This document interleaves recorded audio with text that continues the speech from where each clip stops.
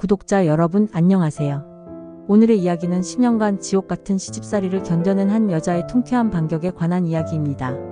제 이름은 이수진입니다. 올해 38살이고 결혼한 지 딱 10년이 되었습니다. 아니 정확히는 되었다고 말해야겠네요.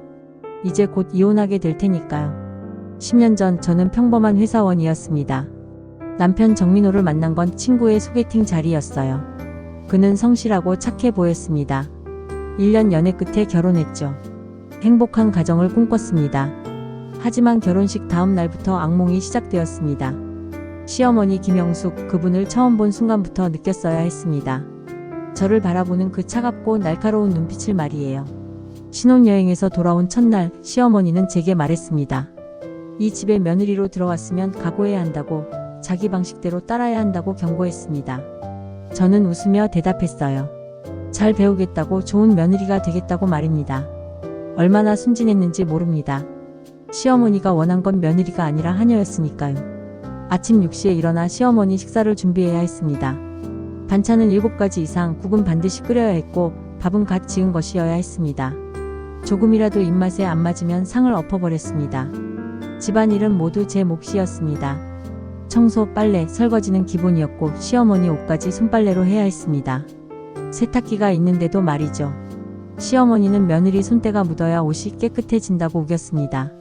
외출은 꿈도 꾸지 못했습니다. 시어머니 허락 없이는 집 밖을 나갈 수 없었어요. 친구들과의 약속은 모두 취소했고 친정 부모님도 몇 달에 한 번밖에 볼 수 없었습니다. 남편은 도와주지 않았습니다. 아니 못했다고 해야겠네요. 그는 어머니가 무서웠습니다. 어릴 적부터 어머니의 엄격한 통제 아래 자랐고 지금도 어머니의 눈치를 보며 살았습니다. 제가 시어머니에게 구박받을 때도 남편은 그저 고개를 숙이고 있었습니다. 나중에 둘이 있을 때 미안하다고 어머니 성격이 원래 그렇다고 변명했죠. 하지만 아무것도 바뀌지 않았습니다.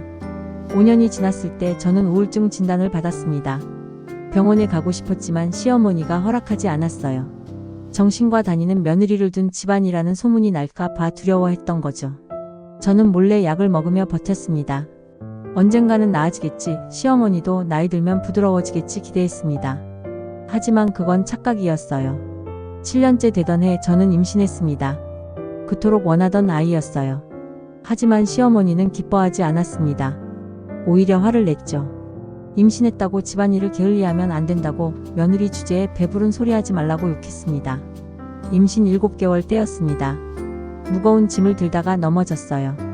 병원으로 급히 갔지만 아기는 이미 세상을 떠난 후였습니다. 유산이었습니다. 저는 울었습니다. 며칠 밤을 울었어요. 하지만 시어머니는 위로하지 않았습니다.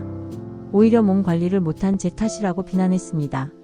그날 이후 제 마음속에 무언가 죽어버렸습니다.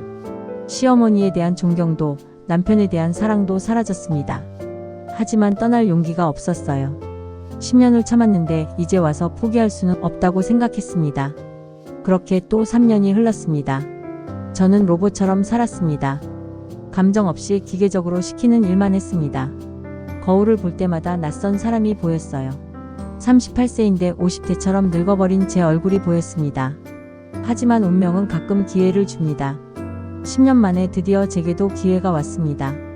그리고 저는 그 기회를 놓치지 않았습니다. 이제부터 들려드릴 이야기는 바로 그 반격의 이야기입니다. 그날은 시어머니의 65번째 생일이었습니다. 시어머니는 대대적인 생일잔치를 원했어요. 친척들, 동네 사람들, 교회 친구들까지 모두 초대했습니다. 70명이 넘는 손님이었죠. 당연히 준비는 모두 제 몫이었습니다. 일주일 전부터 밤을 새워 준비했어요. 음식 메뉴를 짜고 재료를 사고 미리 만들 수 있는 음식은 만들어 냉장고에 보관했습니다. 생일 당일 저는 새벽 4시에 일어났습니다. 손님들이 오기 전에 모든 준비를 끝내야 했으니까요. 잡채를 만들고 전을 부치고 나물을 무치고 떡을 쪘습니다. 손은 대고 베이기를 반복했지만 쉴 틈이 없었어요. 남편은 도와주지 않았습니다. 그는 거실에서 TV를 보고 있었어요. 제가 부엌에서 허리가 끊어질 듯 일하는 동안 말이죠. 한번 도와달라고 부탁했더니 어머니가 손님 맞을 준비를 하라고 했다며 거절했습니다. 오후 3시 손님들이 도착하기 시작했습니다. 시어머니는 화려한 한복을 입고 손님들을 맞이했어요. 웃는 얼굴로 인사하고 친절하게 대화하는 모습이 마치 다른 사람 같았습니다. 저는 부엌과 거실을 쉴 새 없이 오갔습니다. 음식을 나르고 상을 차리고 설거지를 하고 또 음식을 나르기를 반복했어요. 한 입도 먹지 못했지만 배고프다는 생각조차 할 겨를이 없었습니다. 시어머니의 친구 한 분이 저를 보고 말했습니다. 수고가 많다고 며느리 보기 좋겠다고 칭찬했어요. 시어머니는 웃으며 대답했죠. 저 애가 뭘 했냐고 제대로 하는 것도 없으면서 며느리 행세만 한다고 말입니다. 제 얼굴 앞에서 70명의 손님들 앞에서 한 말이었습니다. 저는 얼어붙었어요. 모욕감에 눈물이 핑 돌았지만 참았습니다. 손님들은 어색하게 웃었고 아무도 저를 편들어주지 않았습니다. 잔치가 절정에 이르렀을 때 시어머니는 케이크 커팅을 했습니다. 손님들이 박수를 치고 축하 노래를 불렀어요. 시어머니는 행복한 표정으로 케이크를 자르며 소원을 빌었습니다. 그리고 첫 번째 케이크 조각을 남편에게 주었습니다. 두 번째는 시누이에게, 세 번째는 시동생에게 주었어요. 저는 마지막까지 기다렸지만 시어머니는 제게 케이크를 주지 않았습니다. 손님 중 한 분이 물었습니다. 며느리는 케이크를 안 주냐고 말이에요. 시어머니는 웃으며 대답했습니다. 며느리는 부엌에서 설거지나 하면 된다고, 케이크는 가족들만 먹는 거라고 말했습니다. 그 순간 뭔가 제 안에서 툭 끊어지는 소리가 들렸습니다. 10년간 팽팽하게 당겨졌던 줄이 마침내 끊어진 것 같았어요. 저는 더 이상 참을 수 없었습니다. 저는 부엌으로 돌아와 앞치마를 벗었습니다. 그리고 거실로 나가 시어머니 앞에 섰어요. 손님들이 모두 저를 바라봤습니다. 저는 말했습니다. 10년간 참았지만 이제는 끝이라고, 더 이상 이 집 며느리로 살 수 없다고 선언했습니다. 시어머니는 황당하다는 표정으로 저를 쳐다봤어요. 시어머니가 소리쳤습니다. 미쳤냐고, 손님들 앞에서 무슨 짓이냐고 화를 냈습니다. 하지만 저는 물러서지 않았어요. 오히려 더 큰 목소리로 말했습니다. 10년간 학대당한 이야기를 쏟아냈습니다. 아침 6시에 일어나 밤 12시까지 일한 것, 외출도 마음대로 못한 것, 임신했을 때도 쉬지 못하고 일해서 아기를 잃은 것, 모든 것을 말했습니다. 손님들은 충격받은 표정이었습니다. 시어머니의 얼굴은 새하얗게 질렸어요. 남편은 당황해서 저를 말리려 했지만 저는 그의 손을 뿌리쳤습니다. 저는 마지막으로 말했습니다. 이혼하겠다고, 그리고 지난 10년간의 고통에 대해 법적으로 대응하겠다고 선언했습니다. 시어머니가 비명을 질렀지만 저는 돌아서서 집을 나왔습니다. 밖으로 나오니 숨이 쉬어졌습니다. 10년 만에 처음으로 자유롭게 숨을 쉬는 것 같았어요. 저는 그 자리에서 핸드폰을 꺼내 친정 엄마에게 전화를 걸었습니다. 엄마는 울며 물었습니다. 왜 진작 말하지 않았느냐고, 그렇게 힘들었으면 데리러 갔을 거라고 말했어요. 저는 대답했습니다. 이제라도 말해서 다행이라고, 이제는 새로 시작하겠다고 말입니다. 친정집으로 가는 택시 안에서 저는 눈물을 흘렸습니다. 하지만 그것은 슬픔의 눈물이 아니었어요. 해방감의 눈물이었습니다. 그날 밤 남편에게서 전화가 왔습니다. 집으로 돌아오라고, 어머니가 화가 나셨다고, 사과하면 용서해 주실 거라고 말했어요. 저는 단호하게 거절했습니다. 다시는 그 집으로 돌아가지 않겠다고, 이혼 서류를 보내라고 말했습니다. 남편은 당황하며 생각 좀 해보자고 했지만 제 결심은 확고했습니다. 이제 남은 일은 법적 절차였습니다. 하지만 저에게는 한 가지 문제가 있었어요. 돈이 없다는 것이었습니다. 10년간 시어머니 통제 아래 살며 제 통장에는 돈이 거의 없었거든요. 변호사를 선임하려면 돈이 필요했습니다. 위자료를 받으려면 증거가 필요했어요. 하지만 저에게는 아무것도 없었습니다. 그렇게 며칠을 고민하던 어느 날 기회가 찾아왔습니다. 그것도 제가 전혀 예상치 못한 방식으로 말이죠. 친정에 온 지 일주일이 지났을 때였습니다. 남편에게서 연락이 왔어요. 짐을 가져가라고, 시댁에 아무도 없을 때 와서 가져가라고 말했습니다. 저는 망설였지만 필요한 옷가지와 서류들이 있었기에 가기로 했습니다. 다음 날 오후 시댁으로 향했습니다. 시어머니는 교회 수련회로 2박 3일 여행을 떠났고 남편도 출장 중이었어요. 집에는 아무도 없었습니다. 열쇠로 문을 열고 들어가니 10년을 살았던 집이 낯설게 느껴졌습니다. 이제 이곳은 제 집이 아니었어요. 저는 침실로 가서 옷장을 열고 제 옷들을 꺼내기 시작했습니다. 그때였습니다. 옷장 안쪽 벽이 이상하게 보였어요. 다른 부분과 색이 약간 달랐습니다. 저는 손으로 벽을 눌러봤습니다. 그러자 놀랍게도 벽의 일부가 살짝 들어갔어요. 숨겨진 문이었습니다. 제 손이 떨렸어요. 10년을 이 방에서 살았는데 한 번도 몰랐던 비밀 공간이 있었다니 믿기지 않았습니다. 문을 열자 작은 금고가 나타났습니다. 전자식 금고였어요. 비밀번호가 필요했습니다. 저는 몇 가지 숫자를 시도해 봤습니다. 남편 생일, 시어머니 생일, 결혼기념일 모두 틀렸습니다. 그때 문득 떠올랐습니다. 시어머니가 유독 집착하는 날짜가 하나 있었어요. 돌아가신 시아버지의 기일이었습니다. 매년 그날만 되면 시어머니는 하루 종일 방에 틀어박혀 나오지 않았거든요. 시아버지의 기일을 입력했습니다. 띠링 금고가 열렸습니다. 제 심장이 미친 듯이 뛰었어요. 금고 안에는 놀라운 것들이 들어 있었습니다. 첫 번째는 현금이었습니다. 10,000원짜리 다발이 빽빽하게 쌓여 있었어요. 대충 세어봐도 5천만 원은 넘어 보였습니다. 제 손이 떨렸습니다. 두 번째는 통장들이었습니다. 5개의 통장이 고무줄로 묶여 있었어요. 통장을 열어보니 입이 떡 벌어졌습니다. 각 통장마다 최소 1억 원 이상이 들어 있었습니다. 총 6억 원이 넘는 돈이었어요. 저는 믿을 수 없었습니다. 시어머니는 늘 돈이 없다고 했어요. 제가 친정에 용돈 좀 보내고 싶다고 하면 집안 형편이 어렵다며 거절했었죠. 제 옷 한 벌 사는 것도 사치라며 구박했던 사람이었습니다. 그런데 이렇게 많은 돈을 숨겨두고 있었다니요. 배신감이 밀려왔습니다. 하지만 이건 시작에 불과했습니다. 세 번째로 발견한 것은 서류 봉투였습니다. 봉투를 열자 각종 문서들이 나왔어요. 부동산 등기부등본, 보험증권, 그리고 낯선 이름의 통장들이었습니다. 등기부등본을 보니 시어머니 명의의 아파트가 3채나 있었습니다. 강남 분당 판교에 각각 한 채씩이었어요. 시가총액을 계산해보니 최소 30억 원은 되었습니다. 보험증권도 놀라웠습니다. 시어머니는 남편 모르게 여러 개의 보험에 가입해 있었어요. 종신보험, 연금보험, 저축보험까지 합치면 수억 원어치였습니다. 그런데 가장 충격적인 건 따로 있었습니다. 봉투 맨 아래에서 이혼 판결문을 발견한 것입니다. 낡고 누렇게 변색된 판결문이었어요. 판결문을 읽는 순간 저는 숨이 멎는 것 같았습니다. 시어머니는 재혼이었습니다. 시아버지와 결혼하기 전에 다른 남자와 결혼했었고 이혼했던 것입니다. 판결문에는 이혼 위자료 내역이 적혀 있었습니다. 전 남편이 시어머니에게 위자료로 5억 원을 지급했다고 명시되어 있었어요. 그것도 30년 전 돈으로 말이죠. 더 놀라운 건 이혼 사유였습니다. 전 남편의 불륜이 원인이었어요. 시어머니는 피해자였고 법원은 그녀 편을 들어준 것입니다. 저는 더 깊이 파고들었습니다. 다른 서류들을 뒤져보니 시어머니의 과거가 점점 드러났어요. 그녀는 이혼 후 받은 위자료 5억 원으로 부동산 투자를 시작했습니다. 30년 전 5억 원이면 엄청난 돈이었어요. 그 돈으로 강남에 땅을 샀고 그 땅이 지금은 30억 원이 넘는 가치가 된 것입니다. 하지만 시어머니는 이 모든 것을 숨겼습니다. 재혼한 시아버지에게도 아들인 제 남편에게도 말하지 않았어요. 모든 재산을 자기 명의로만 숨겨두고 있었습니다. 그때 또 다른 서류가 눈에 띄었습니다. 보험금 수령 내역이었어요. 시아버지가 돌아가셨을 때 받은 보험금이었습니다. 금액은 3억 원이었습니다. 그런데 이상한 점이 있었습니다. 남편은 아버지가 보험에 가입하지 않았다고 알고 있었어요. 그래서 장례 비용도 빚을 내서 치렀었거든요. 시어머니는 보험금을 받고도 숨긴 것입니다.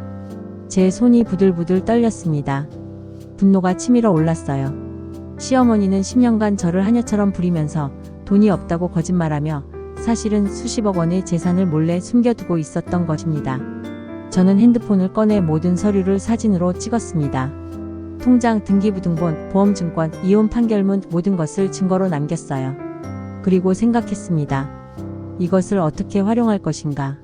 단순히 이혼하고 끝낼 것인가? 아니면 이 증거들로 시어머니를 무너뜨릴 것인가 고민했습니다. 답은 명확했습니다. 10년간 당한 고통을 생각하면 그냥 넘어갈 수 없었어요. 저는 복수하기로 결심했습니다. 법적으로 정당하게 완벽하게 말이죠. 금고를 다시 닫고 방을 나왔습니다. 필요한 옷가지를 챙겨 집을 나서며 저는 다짐했습니다. 이제 게임은 바뀌었다고 더 이상 당하는 며느리가 아니라 반격하는 여자가 되겠다고 말입니다. 집으로 돌아오는 길 저는 변호사 사무실을 검색했습니다. 이제 전쟁을 시작할 시간이었습니다. 그날 밤 저는 잠을 이룰 수 없었습니다. 머릿속이 복잡했어요. 시어머니의 숨겨진 재산, 이혼 판결문, 보험금 모든 것이 맴돌았습니다. 뭔가 더 있을 것 같았어요. 퍼즐 조각이 빠진 것처럼 석연치 않았습니다. 다음 날 아침 저는 결심했습니다. 시어머니의 과거를 더 파헤치기로 말이에요. 이혼 판결문에 나온 전 남편의 이름을 기억했습니다. 박재훈, 그 사람이 누구인지 알아내야 했습니다. 인터넷 검색을 시작했습니다. 박재훈이라는 이름은 흔했지만 30년 전 이혼 판결을 받은 사람으로 범위를 좁히니 한 명이 나왔어요. 놀랍게도 그는 현재 대형 건설회사 회장이었습니다. 더 파고들자 흥미로운 사실들이 드러났습니다. 박재훈은 30년 전 당시 중견 건설회사의 전무였어요. 시어머니와 결혼했을 때는 잘나가는 사업가였습니다. 그런데 이혼 후 그의 사업은 더욱 번창했습니다. 회사는 대기업으로 성장했고 그는 업계의 거물이 되었어요. 현재 재산이 수천억 원에 달한다는 기사도 있었습니다. 저는 더 깊이 조사했습니다. 옛날 신문 기사를 검색하다가 30년 전 스캔들 기사를 발견했어요. 박재훈의 불륜 사건이었습니다. 기사에는 이렇게 쓰여 있었습니다. 건설업계 유망주 박재훈 전무 비서와의 불륜으로 아내와 이혼. 위자료 5억 원 지급 판결. 당시로서는 엄청난 스캔들이었던 것 같았습니다. 그런데 흥미로운 점은 그 비서가 누구였는가였습니다. 기사에는 이름이 가려져 있었지만 이니셜이 나와 있었어요. L, M, H였습니다. 저는 가슴이 철렁 내려앉았습니다. 혹시 하는 마음에 시어머니의 이름을 떠올렸어요. 이명희 시어머니의 본명이었습니다. L, M, H는 이명희의 이니셜과 정확히 일치했습니다. 순간 모든 것이 연결되었습니다. 시어머니는 피해자가 아니었어요. 기사는 박재훈이 비서와 바람을 피웠다고 했지만 그 비서가 시어머니 본인이었던 것입니다. 저는 더 파헤쳤습니다. 30년 전 법원 기록을 찾기 위해 법원 도서관을 방문했어요. 오래된 판결문들을 뒤지는 것은 쉽지 않았지만 찾을 수 있었습니다. 판결문을 자세히 읽어보니 놀라운 사실이 적혀 있었습니다. 박재훈에게는 당시 아내가 있었어요. 그의 첫 번째 아내는 재벌가의 딸이었고 정략 결혼이었습니다. 그런데 박재훈은 자신의 비서였던 이명희, 즉 시어머니와 불륜 관계를 맺었습니다. 그리고 시어머니는 임신했어요. 박재훈의 아이를 가진 것입니다. 첫 번째 아내가 이 사실을 알게 되었고 이혼 소송을 제기했습니다. 법원은 박재훈의 불륜을 인정했고 그에게 위자료 5억 원을 지급하라고 판결했어요. 하지만 여기서 이상한 점이 있었습니다. 위자료를 받은 사람은 첫 번째 아내가 아니라 시어머니였어요. 어떻게 된 일일까요? 판결문을 더 자세히 읽어보니 답이 나왔습니다. 시어머니는 박재훈을 협박했던 것입니다. 임신 사실을 폭로하겠다고 회사와 명예를 망치겠다고 위협했어요. 박재훈은 굴복했습니다. 그는 시어머니와 정식으로 결혼하기로 약속했고 첫 번째 아내와 이혼했어요. 그리고 위자료 5억 원을 시어머니에게 지급하기로 합의했습니다. 하지만 결혼은 이루어지지 않았습니다. 시어머니는 돈을 받자마자 박재훈을 떠났어요. 그리고 임신했던 아이를 유산시켰습니다. 처음부터 아이를 낳을 생각이 없었던 것입니다. 시어머니의 목적은 오직 돈이었습니다. 그녀는 임신을 빌미로 거액의 위자료를 뜯어낸 것입니다. 완벽한 사기극이었어요. 돈을 손에 넣은 시어머니는 사라졌습니다. 그리고 2년 후 제 시아버지를 만났어요. 시아버지는 평범한 회사원이었지만 착한 사람이었습니다. 시어머니는 자신의 과거를 숨기고 재혼했습니다. 5억 원은 부동산 투자로 불어났고 30년 후 30억이 넘는 재산이 되었습니다. 하지만 시어머니는 이 모든 것을 숨겼어요. 시아버지에게도 남편에게도 말하지 않았습니다. 그뿐만이 아니었습니다. 저는 더 충격적인 사실을 발견했어요. 시아버지의 보험금 3억 원 역시 의심스러웠습니다. 시아버지는 10년 전 갑자기 돌아가셨습니다. 사인은 심장마비였어요. 하지만 보험 가입 시기를 보니 이상했습니다. 시아버지가 돌아가시기 6개월 전에 가입한 고액 보험이었습니다. 더 조사해보니 시아버지는 당시 건강검진에서 심장질환 판정을 받았었어요. 그런데도 보험에 가입했고 6개월 후 사망했습니다. 보험회사는 조사했지만 증거 불충분으로 보험금을 지급했습니다. 저는 소름이 돋았습니다. 혹시 시어머니가 일부러 보험에 가입시킨 것은 아닐까? 시아버지의 죽음이 정말 자연사였을까 의심이 들었습니다. 물론 증거는 없었습니다. 하지만 정황상 의심스러운 점이 너무 많았어요. 시어머니는 시아버지가 심장이 안 좋다는 것을 알고 있었고 고액 보험에 가입시켰고 6개월 후 그는 죽었습니다. 저는 모든 자료를 정리했습니다. 30년 전 사기극, 숨겨진 재산, 의심스러운 보험금 모든 것을 파일로 만들었어요. 이제 시어머니의 과거는 완전히 드러났습니다. 그녀는 피해자가 아니라 가해자였어요. 사기꾼이었고 거짓말쟁이였으며 어쩌면 더 끔찍한 일을 저질렀을지도 모르는 사람이었습니다. 저는 변호사에게 연락했습니다. 이제 본격적인 반격을 시작할 시간이었습니다. 10년간 저를 학대한 대가를 시어머니는 톡톡히 치러야 할 것입니다. 다음 날 아침, 저는 서울 강남의 한 유명 법무법인을 찾아갔습니다. 김수연 변호사는 이혼 전문 변호사로 유명했어요. 특히 악질 시댁과의 싸움에서 여러 번 승소한 경력이 있었습니다. 상담실에 앉아 김 변호사가 물었습니다. 어떤 도움이 필요하냐고 말이에요. 저는 가방에서 준비한 서류 뭉치를 꺼냈습니다. 금고에서 찍은 사진들, 이혼 판결문, 보험금 내역, 부동산 등기부등본 모든 것을 보여줬습니다. 김 변호사는 서류를 보며 눈이 커졌습니다. 그리고 한참을 서류를 검토하더니 고개를 들었어요. 그녀는 말했습니다. 이건 단순한 이혼 소송이 아니라고, 형사 고소까지 가능한 사건이라고 말했습니다. 저는 물었습니다. 어떤 제목으로 고소할 수 있느냐고요. 김 변호사는 설명했습니다. 첫째, 재산 은닉죄가 가능하다고 했어요. 시어머니는 수십억 원의 재산을 숨기고 가족들에게 거짓말했습니다. 둘째, 사기죄도 검토할 수 있다고 했습니다. 30년 전 박재훈을 상대로 한 임신 사기, 그리고 시아버지를 속이고 재혼한 것도 사기에 해당할 수 있다고 설명했어요. 셋째, 보험 사기 의혹도 있었습니다. 시아버지의 사망과 관련된 보험금 3억 원은 명백히 의심스러웠어요. 물론 이건 증거가 약하지만 경찰에 제보할 수는 있다고 했습니다. 마지막으로 저의 이혼 소송에서는 위자료를 청구할 수 있었습니다. 10년간의 학대, 임신 중 과로로 인한 유산, 정신적 고통, 이 모든 것에 대한 배상을 요구할 수 있다고 했어요. 김 변호사는 물었습니다. 정말 끝까지 갈 각오가 되어 있느냐고. 시어머니는 물론이고 남편과도 완전히 끝장을 볼 각오가 되어 있느냐고 확인했습니다. 저는 단호하게 대답했습니다. 물론이라고, 10년간 참은 것으로 충분하다고, 이제는 제대로 싸우겠다고 말했습니다. 그날부터 전쟁이 시작되었습니다. 김 변호사는 먼저 이혼 소송을 제기했어요. 위자료는 3억 원을 청구했습니다.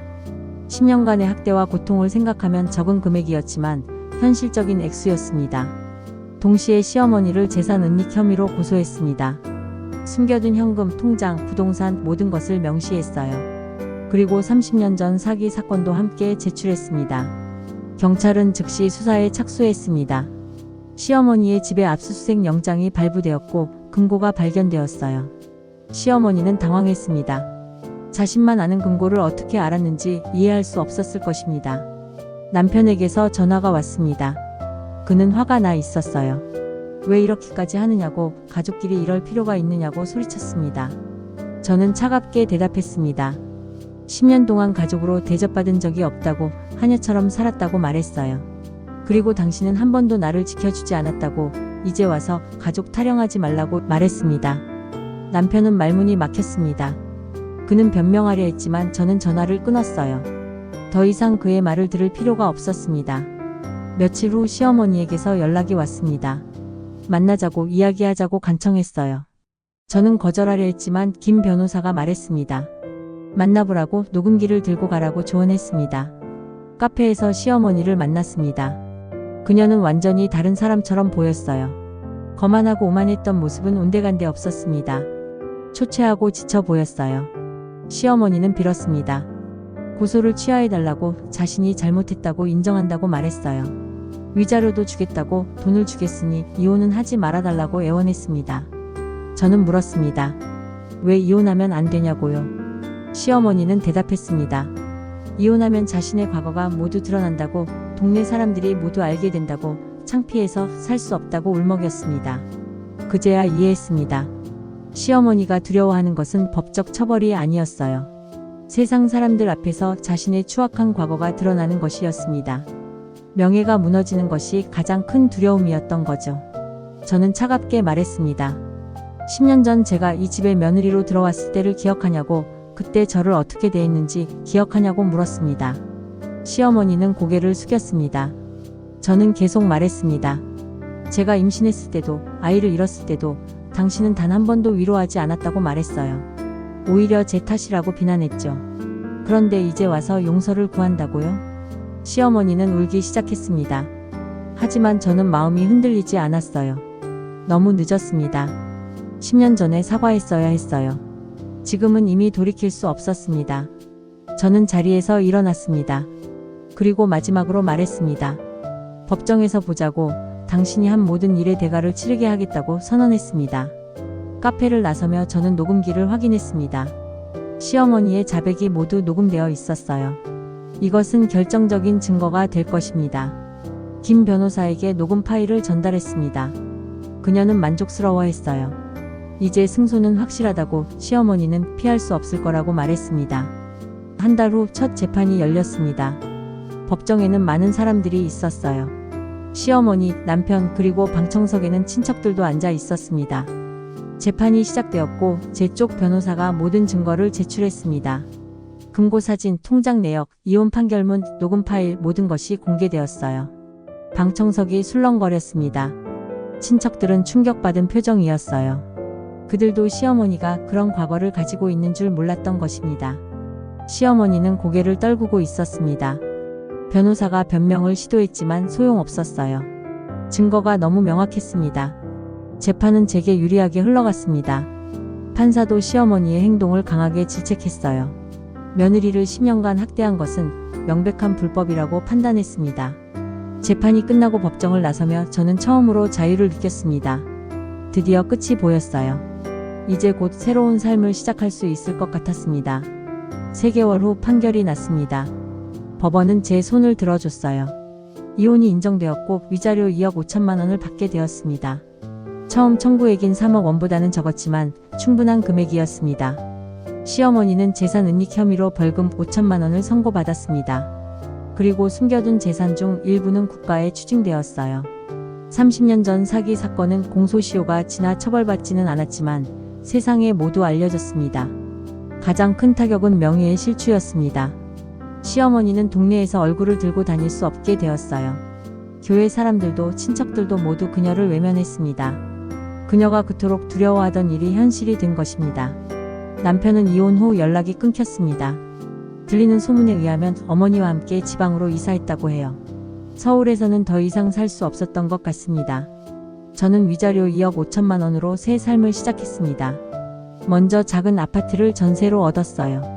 제 명의의 집이었습니다. 10년 만에 처음으로 제 공간을 가진 것입니다. 그리고 하고 싶었던 공부를 시작했습니다. 결혼 전 저는 요리를 좋아했어요. 하지만 시어머니는 제 요리를 인정하지 않았고 제 방식대로 요리하는 것을 허락하지 않았습니다. 저는 제과제빵 학원에 등록했습니다. 아침마다 학원에 가서 빵을 만들고 케이크를 만들고 디저트를 만들었어요. 너무나 행복했습니다. 제가 하고 싶은 일을 하는 것이 이렇게 기쁜 줄 몰랐습니다. 6개월 후 저는 작은 카페를 열었습니다. 친정 근처의 조용한 골목에 있는 작은 가게였어요. 베이커리 카페였습니다. 제가 직접 만든 빵과 케이크를 파는 곳이었습니다. 처음에는 손님이 별로 없었습니다. 하지만 입소문이 나기 시작했어요. 제 빵이 맛있다는 소문이 퍼졌고 점점 손님이 늘어났습니다. 1년 후 카페는 동네 맛집이 되었습니다. 예약을 하지 않으면 케이크를 살 수 없을 정도로 인기가 많아졌어요. 저는 직원도 2명 고용했습니다. 무엇보다 좋은 것은 제가 행복하다는 것이었습니다. 아침에 눈을 뜨면 가슴이 두근거렸어요. 오늘은 어떤 빵을 만들까, 손님들이 좋아할까 기대되었습니다. 시어머니와 살 때는 아침이 두려웠습니다. 오늘은 또 무슨 구박을 들을까, 무슨 일을 시킬까 걱정했었죠. 하지만 이제는 아침이 기다려졌습니다. 어느 날 카페에 낯익은 사람이 찾아왔습니다. 시동생이었어요. 그는 조심스럽게 자리에 앉더니 커피를 주문했습니다.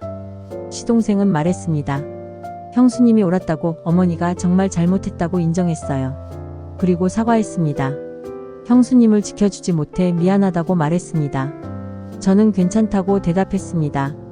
이미 지난 일이라고, 이제는 앞만 보고 살겠다고 말했어요. 시동생은 고개를 끄덕이고 카페를 나갔습니다.